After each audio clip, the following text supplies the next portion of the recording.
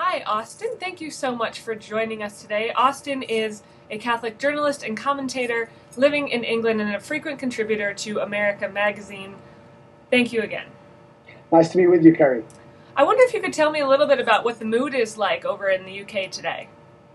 Well, it's been very solemn, I think. I watched the funeral along with, I think, many other people with all sorts of feelings and emotions. I mean, it's as you know, there's been a lot of controversy about this funeral. Why should Baroness Thatcher have been given what really amounted to a state funeral? It was emphasised it wasn't actually a state funeral, but a kind of state ceremonial funeral. But it's the kind of honours that have only been accorded in the past to, Churchill, and, well, you have to go back into the 19th century then to find Palmerston and Disraeli. So really, the great statespeople. Why single out Baroness Thatcher for this honour? And obviously many people have disagreed with that. I must say this morning I felt that I understood better why. She definitely was an epoch-changing leader. The fact, obviously, that she won a war was pretty important also to that honour. But, it was very obvious today that, that there was something of the nation being celebrated today and in her premiership.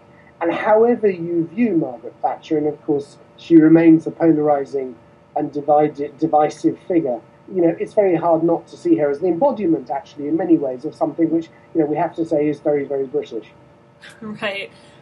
And so I suppose if you're asking me just how I feel and how people feel, I think there's a mixture. I think there's a certain kind of pride, actually, in what happened today, and it came off meticulously. Brits, a bit like the Catholic Church, we're good at doing this kind of thing. We're good at doing big and moving ceremonial occasions. And I think this one was a very good one. And I think occasionally it's not a bad idea as a nation to take stock of who we are by these kinds of grand ceremonial events. Right. Now, I did read that there were some mixed reactions even along the route of the funeral. Some people cheering and some people cheering in favor of what she had done, but some people sort of almost cheering at the fact that she was gone, that turning their back on the casket and booing. Why does she remain such a polarizing figure? Well, before I answer that, I mean, it's actually been quite awful in many ways to see the kind of lengths that people have gone to, some people, to celebrate her death. And there's been a controversy in the last few days over a BBC radio stations was planning to play a theme song very well known from a famous musical celebrating The Witch is Dead, right? Oh, from The Wizard of Oz. So, yeah, exactly, from The Wizard of Oz, thank you. And there was that has shot up in the charts because it's become a kind of cult song among certain people who want to celebrate her death. On the day of her death, there were people climbing up, in one case, up to a cinema board and rearranging the letters to celebrate her death. It's been, I think, very shocking to some people to see the level of hatred. What's interesting is that the people that have been doing this are not the people who have been directly affected, of course, by Margaret Thatcher's policies. I mean, had they been 50 or 60-year-old, miners from working-class areas in the north of England, right, one might have understood. But these are generally, young people in their 20s who obviously never knew her, weren't even around when she was Prime Minister. So obviously she's become, for some people, an iconic figure. Well, sorry, she's become for many people an iconic figure, and I think that works both ways. I think she's become, for people who didn't even live through her era, I think young people see her as the icon, maybe as the icon of something good. Other young people see her as the icon of something bad, but she has definitely attained that kind of iconic status. I think today went off pretty well. They were worried about major demonstrations. They were worried also, of course, about an attack possibly following the tragedies in Boston. I think it all went off pretty peaceably. But in that crowd, certainly today, I think they were mostly well-wishers, but there were some who were pleased at her passing and who actually wanted to make a point of turning out to do so. Why was she so divisive? Well, she presided over an era, which one might say, where Britain changed very, very dramatically from being an economy that was dominated by trade unions and public-owned companies and state-sponsored brokering of economic decisions and wages and so on, to a free market economy, one in which the state had a much smaller role in the economy, one in which the free market emerged triumphant. Now, looking back now on the 80s, it seems amazing that we were having those battles. that we were. And that's what I mean by whatever view you take of Margaret Thatcher, she presided over a historical transformation which I think was going to happen anyway, but she precipitated it, she allowed it, she made the case for it. Now, there were people who came off very badly from that transformation, and one thinks especially of the industries in the north of England, which were very dependent on state subsidies, on strong trade unions doing public bargaining with government. And of course, and I can just about remember this myself, in those first years of Margaret Thatcher, she came to power in 78, the Falkland Islands happened in 1982, and after that the economy started to pull itself up.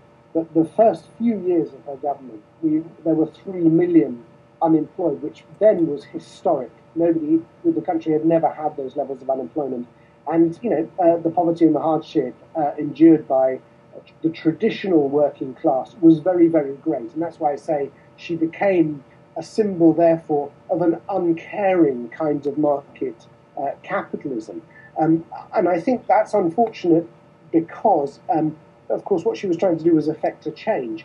But she became symbolic of a kind of somebody who believed that whatever the market produced was in some way good. So she was, I suppose, identified with a kind of uncaring conservatism and uncaring capitalism in the mind of many people. To her defenders, they would say, actually, she had the courage to take the decisions that had to be taken. Those transitions are always going to be painful. People are always going to lose out, but at least she had the courage to make them. So that's really the division over her legacy. Right.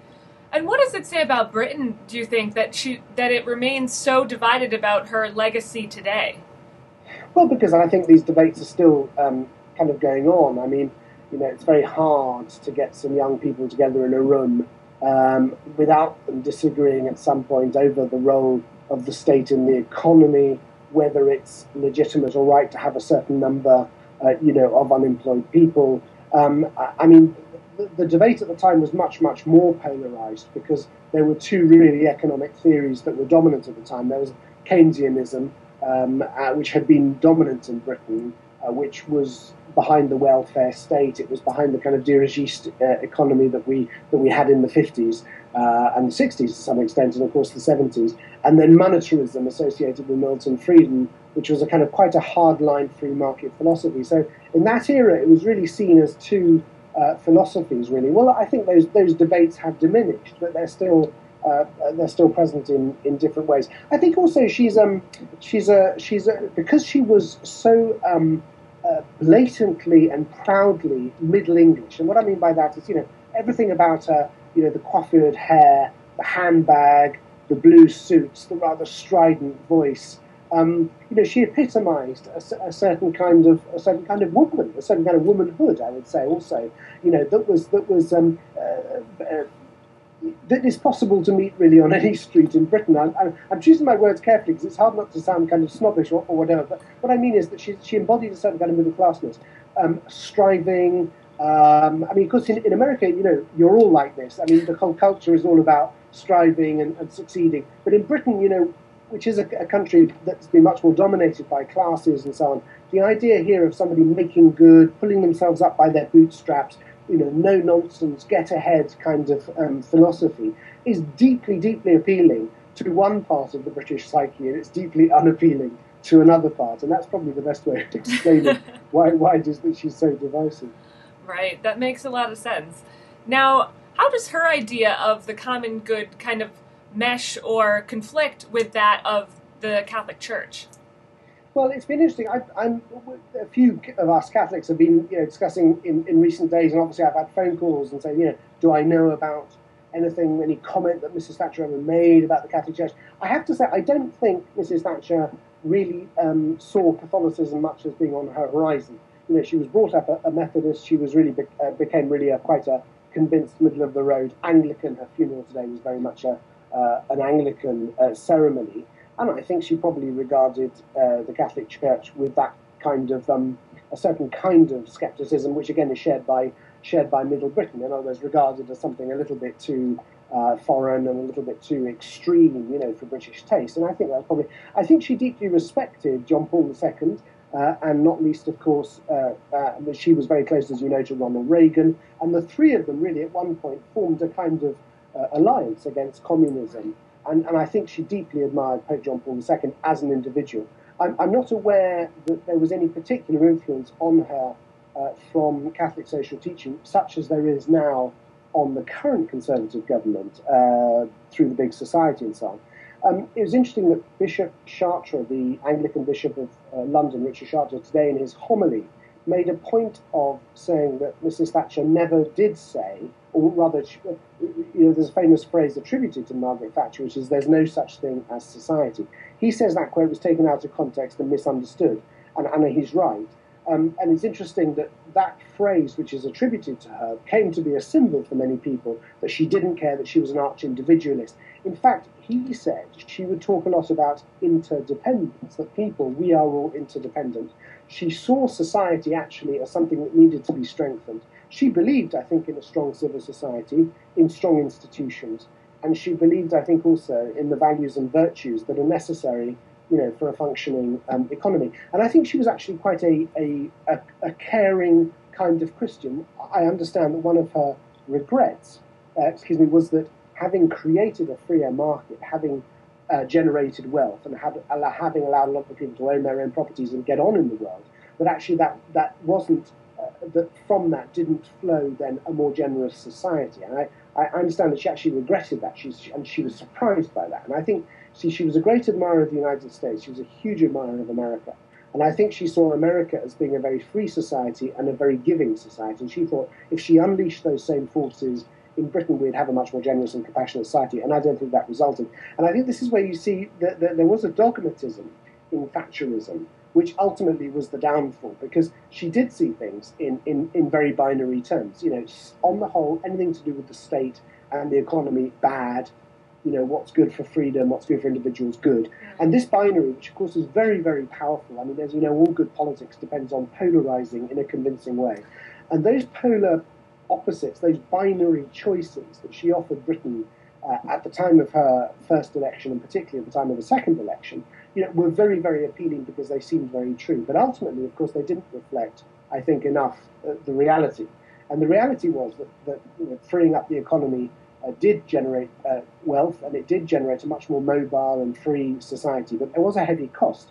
And I think she wasn't willing to pay, to understand that the state had and must have a major role, not only in providing for those who lose out from the free market, but also in intervening to ensure that the market itself is properly regulated. And I think that kind of social, what we call in this country a kind of social democratic view, would come later, with Blairism, and indeed, I think is probably a bit of an article of faith, in the current government. So that was her great gift. Was also, of course, her great political gift was also her great political failing, particularly as towards the end, she extended the denationalisation program more and more and more until it became, I think, no longer something driven by a need really to return parts of the economy into private hands, but rather almost a dogmatic tribal thing. She was determined to put more and more things in private hands, and I think the last set of denationalisations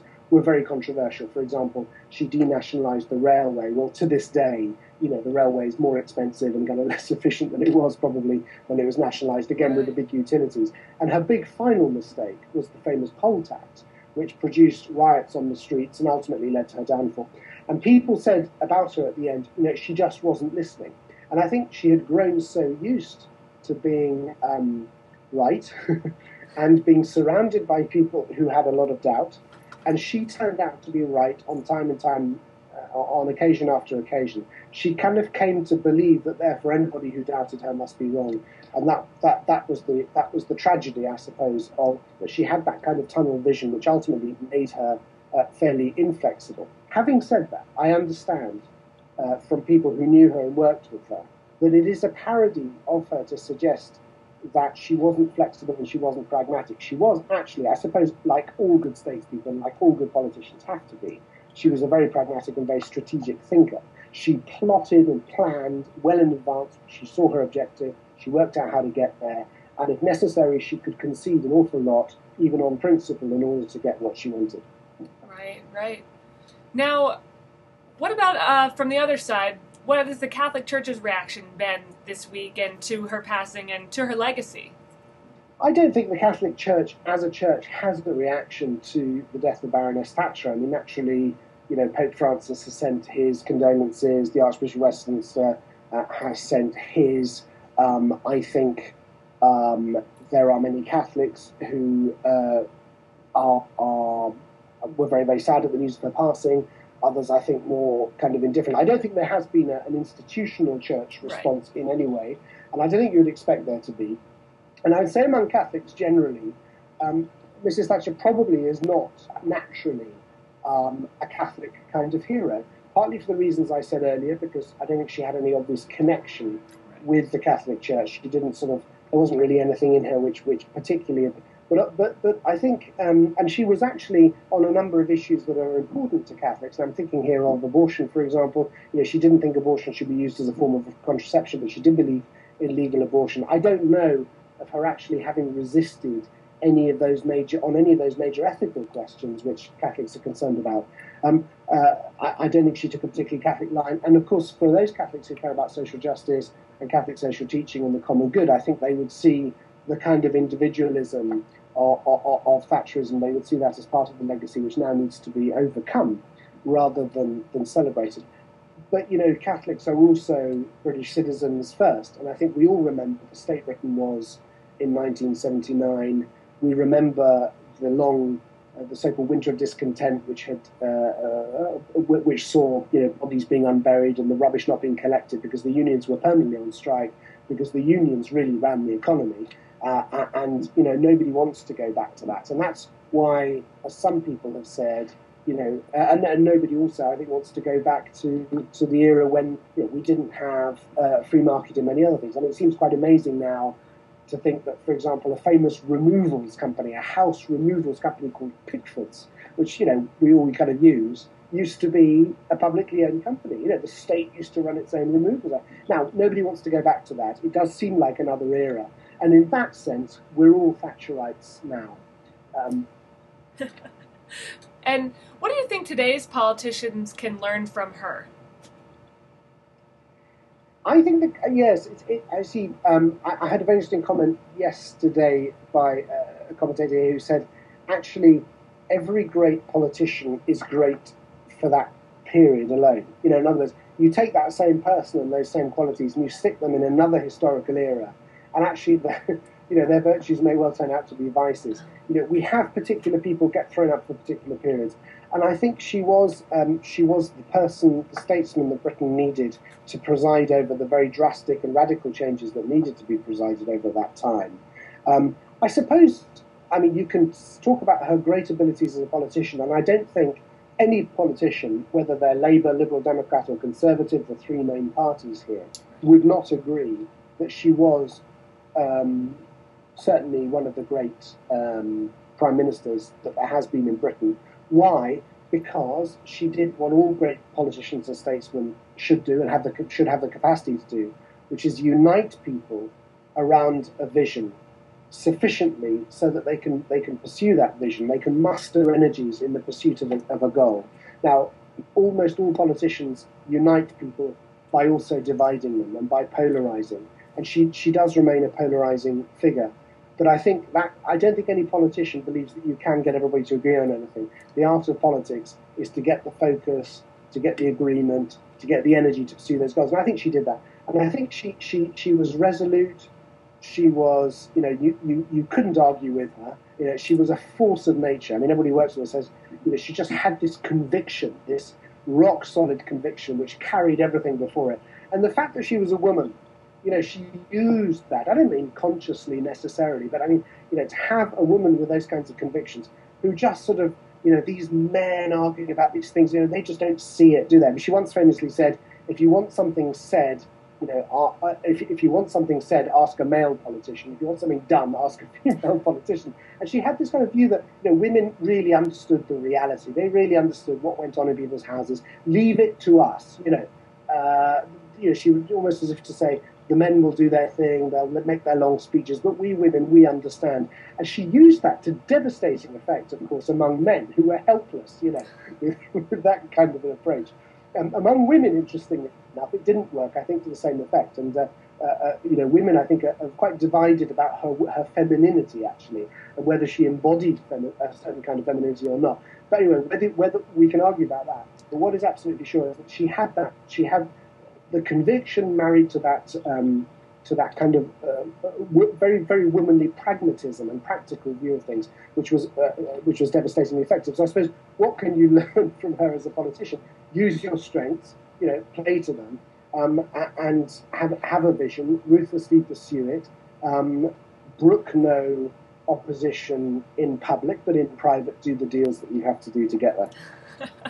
Well, thank you very much, Austen. There's a lot to learn from her, I guess, and a lot from you as well. Thank you. We really appreciate your time. It's nice to be with you, Kerry. Bye now. Bye-bye.